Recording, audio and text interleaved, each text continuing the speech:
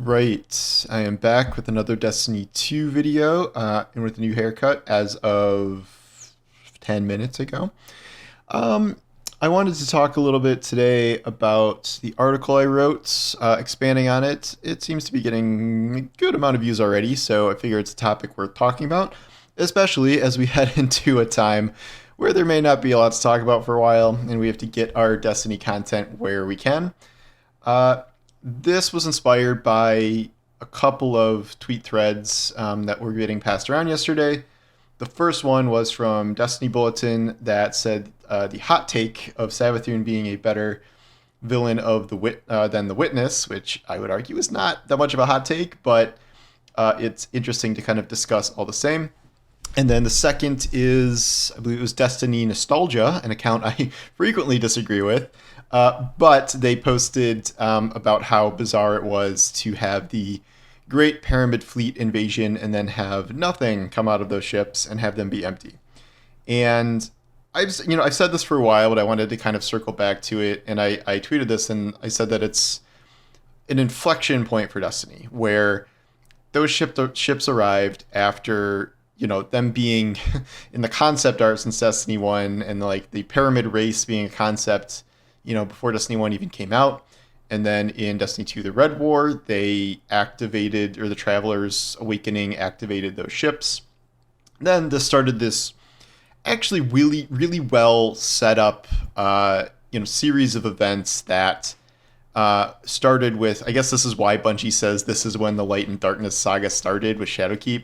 It's when we first see the pyramid under the moon that has been dormant there.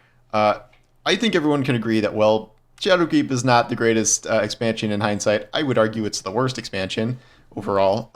That moment when you come around the corner and see the pyramid for the first time is one of the best Destiny moments like ever. Because we'd heard about these things for so long, and then finally we were interacting with them in a meaningful way.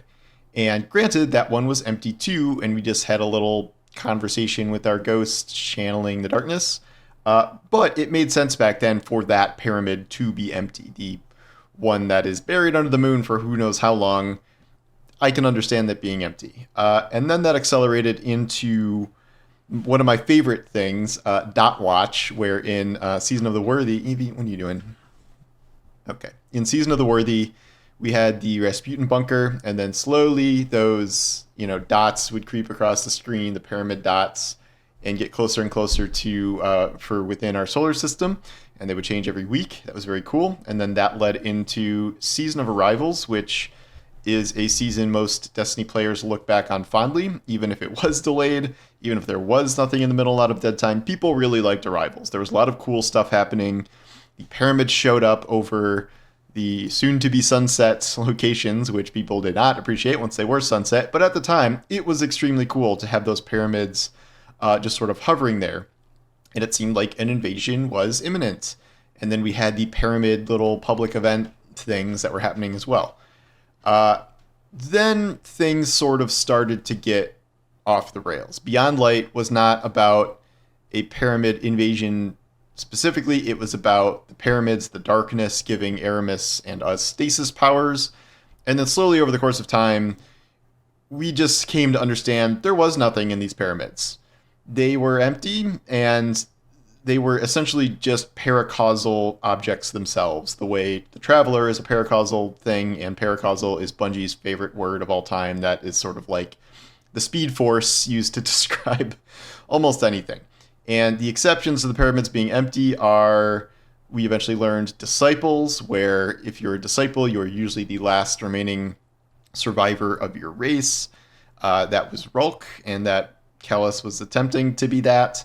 And that is sort of the rule. So it's like one of these dudes with a ship full of other enemies who we've always fought, whether it's Scorn or Taken, or now we have, there's Darkness Vex and Xivu Arath Hive and stuff like that. Just Xivu Arath Fallen too, I think. And then Callus, Darkness, Cabal. Like there's a Darkness version of essentially every race. But what we did not get is a truly new enemy race, and that has become increasingly bizarre over time. And like not just that, like it really felt like this was leading up to that. And by that point, we were about 7, 8 years into the Destiny franchise as a whole. And yeah, by that point, it did make sense that even, as big of a game as Destiny is, it was probably time to add a new enemy race. And in the past, in the Taken King, we got the Taken, except those were, they were all using existing character models, and they did give them new abilities, and it does feel like fighting a different race in a lot of regards. But they were all the old races repurposed. The Scorn, I would argue, is the only new race that, even though they're based on Fallen, and even though they use some character rigging from existing enemies, they still mostly feel like a new race, and I'm okay with them. But now we're in this weird situation where we didn't get a new enemy race, except now we're sort of getting one in like the weirdest way possible, where it very much seemed like there should be a race with the pyramid aesthetic that comes out of the ships, and instead we got a number of these just rolling out over the last 2+ years now. We have Rolk, who is his own unique character model. That was like, usually we have like a giant version of something for the most part, and it's just, it's not that different from or the things we've seen, or it's like some big stationary boss like Riven. So Rolk was an entirely new model. We learned about Rolk's race and how they died. But then in I want to say Starfall, Lightfall, we got Tormentors, which I don't really even 100% understand what Tormentors are supposed to be. Maybe there's a lot of lore I missed, but they're the same aesthetic-ish as the Pyramids, very much so. And then we got the Super Tormentor in the form of Nezarec. And then now, with the final shape, we are also not naturally getting a full new race, but we are getting subjugators, where there are at least 2 subjugators that have stasis and strand powers, and they look like mini versions of Rolk. And I thought Rolk was supposed to be the last surviving member of his species. That was like the whole point. But I don't know. There'll be some lore explanation where they're little Rolk clones, or who knows. But so that is essentially, depending on how you want to count them, 3 or 4 different units of a pyramid race. They're really spread out, and we're not fighting most of them together, and Rolk is a boss and not like a rank and file unit. But like in terms of models, in terms of powers, plus we have the pyramid shield that we attached all the Cabal's backs, so that's kind of a pyramid mechanic without a unit. And looking through at least a lot of the current races we have, I didn't look up all of them, but for Scorn and Cabal, and I think maybe Vexerhive, there's only like 8 total different kinds of units. If you go through and count, I don't even remember all their names at this point. I know the Cabal ones more: Legionnaires, Phalanxes, Centurions, Colossuses, and then, everything short of maybe the Colossus tank, which I think is its own thing. It's only kind of 8 units total, and, with elites and majors and champions and different versions of those. And then we're already at 3 or 4 for a new pyramid race. So, like, it seems like we should have gotten there. And I don't know if we will get there, if Destiny will just slowly keep building out this race indefinitely once the Darkness and the Witness are wiped out. Like, that would seem to be a little odd to keep introducing that race. But one of my hopes for the future here is that we get a new, fully new, like, 6th race or 5th race or whatever it is, into the game. Except I have been hoping that for 5 years now, at the very least. And that is not really happened. After Forsaken, after the Scorn, you're always hoping you'll see that. You would hope maybe for the final shape launches a new race, like to take us into the next era. Not happening. We're getting 1.5 new units of the Rolk race. So it's something I'd like. It's not something I'm expecting at this point, but I think it was a big issue that Bungie decided not to go down that path. And what they did for a while is they just started introducing new variants of existing races. Like a couple of the Fallen got stasis, and a couple of the Cabal have strand shields. And like sometimes they would do a fully new unit. Like we got everyone's favorite unit, Wyverns, which are not the greatest. And then we got Fallen, whatever they're called, Brigand. It starts with a B. Anyway. So they did do some new individual units. I think even the Fallen that have glaives were new at one point. Not that they're terribly interesting, but they never invested post Forsaken. You can debate Forsaken and Scorn in a fully new race, and that combined with the idea that we were going to have this massive, mysterious invading force. That the main thing they did was take away 4 of our stones, and eventually just sort of wordlessly give us, stasis powers. And then all of this has led in culmination to giving us the Witness as the big bad of the entire franchise, which I would argue has been a big failure. I will claim that I never liked the Witness from moment one. As soon as I saw those weird ass bug eyes of his that looked like a demented Pixar character, I'm like, this is weird. I don't like this. Character design, not a good first impression. I think Bungie does great character design. They have amazing character design.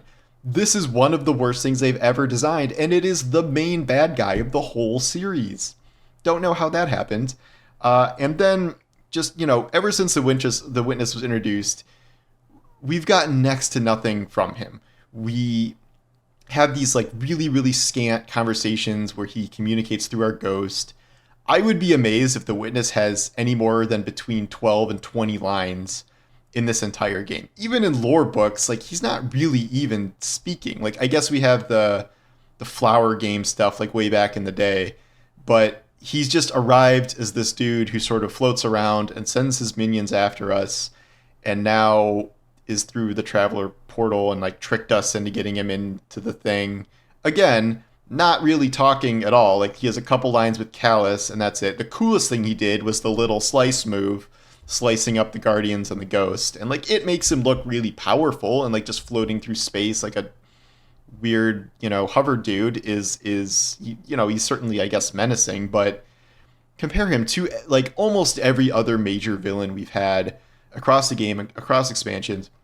Savathun, I would argue, is easily the best villain. I've previously compared her to Loki, where she was a big bad for a while. Now she might be helping us, but really has her own agenda. And like, I don't know if we'll ever get to like Loki finale, season 2 finale Loki, where she sacrifices herself to save the universe or something. But it's very clear she'll survive on into the future of Destiny and probably outlive the Witness, which is very good. But like even Callus and Aramis and like Oryx and all of these, even Ziva Arath, who we've literally never even seen Ziva Arath. We've only gotten lore and voice work from her. Even Ziva Arath is a better developed villain than the Witness. And there has been just close to nothing to develop the Witness as a villain that we really care about killing. Yes, it is responsible for all of this stuff and commanding all these units that have done bad things and by proxy responsible for the death of Amanda Holiday and whatever, and all these enemies that keep being thrown at us. But as a character, it's not a character. It's not a character at all. And we learned its history in that random Season of the Deep cutscene, which explained all of the mysteries practically of the entire game, the entire history of the Traveler and the Veil and the Witness and where they all came from, and all of this stuff they just dumped out in week 5 of Season of the Deep. And while it was good to learn those answers, I don't like the idea that, to pursue the Traveler that pissed them off, the entire civilization crammed into one being, and that's the Witness, and then just the Witness is representative of the whole civilization. No, the whole civilization should have come in the pyramid ships. It was right there. Even if you want to stick to the overall storyline, don't combine them into one dude. That just, it seems like such a story cop-out and a way specifically to avoid a fifth, I lose track, race of enemies that would be an all-new civilization. And they're almost there with the Rolk thing. They're halfway there. It's not the Witness's race, but it's a different race, different aesthetic. It's something, but releasing one boss and two, one enemy in expansion and then one enemy in another expansion with 2 variants, not the same thing. Definitely not the same thing at all. I've been very disappointed with this aspect of the game for years. And these posts brought all this to a head for me, and I think it's relevant because we are about to do this final conflict with the Witness, and all it's going to be is a bunch of Taken and Scorn and Hive, and then these 2 new units, and then some grand fight against the Witness. And I'm sure mechanically the fight will probably be pretty cool, But unless they have the Witness developed into a true character over the course of the final shape, because Lord knows they're not doing it in this season at all. He's been inside the portal since Lightfall, so this entire year there's been nothing about him at all. So if they can pull it off in Lightfall itself, if they can have a Savathun gets resurrected by the Traveler moment, maybe that can salvage him. But even then, I'm sure he's going to get nuked by the end of this somehow, or we freeze him in carbonite, or I don't know. But our fight with the Witness is supposed to be allegedly over, and maybe the Traveler won't be around either. Uh, this has not been well set up. There have been good expansions. The Witch Queen is obviously an example of a really good expansion. Who was that focused on? Savathun, the best villain of the series. So no big shock there. And there just has not been anything approaching a seasonal focus on the Witness. The most integrated Witness thing we've gotten is probably Lightfall, and it's just him talking to Callus mostly, and then tricking us to get through the veil. And again, a dozen lines, maybe, in that whole thing. As you can see, I get a little heated about this, but like I've invested so much of my life into this storyline, and to see it just sort of take this weird turn around Season of Arrivals and then never really recover from it, like developing other villains pretty well, but not the big villain of the entire series, that seems like a huge miss to me. And like it's not easy to develop villains. Like, you know, Thanos did come in really late into the game and was barely really seen at all before the Avengers games, but they still managed to make him into, you know, an all-time great villain in the MCU.